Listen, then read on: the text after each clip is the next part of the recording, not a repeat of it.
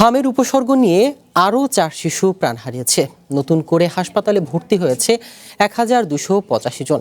স্বাস্থ্য অধিদপ্তরের বিজ্ঞপ্তিতে এ তথ্য জানানো হয়। শুক্রবার এক বিজ্ঞপ্তিতে আরও জানানো হয়, গত 24 ঘন্টায় নিশ্চিত হাম শনাক্ত হয়েছে 115 শিশুর।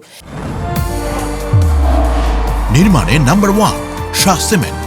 এ নিয়ে 15 মার্চ থেকে এখন পর্যন্ত নিশ্চিত হামের সংক্রান্ত রোগীর সংখ্যা দাঁড়িয়েছে 5146 জনে। স্বাস্থ্য অধিদপ্তর আরও জানিয়েছে, গত 15 মার্চ থেকে এখন পর্যন্ত হামে আক্রান্ত হয়ে মৃত্যু হয়েছে 49 জনের। হামে উপসর্গ নিয়ে মৃত্যুর সংখ্যা 231। এ পর্যন্ত হাম সন্দেহে হাসপাতালে ভর্তি হয়েছে 26,100 জন এবং হাসপাতাল থেকে ছাড়া পেয়েছে 22,650 জন।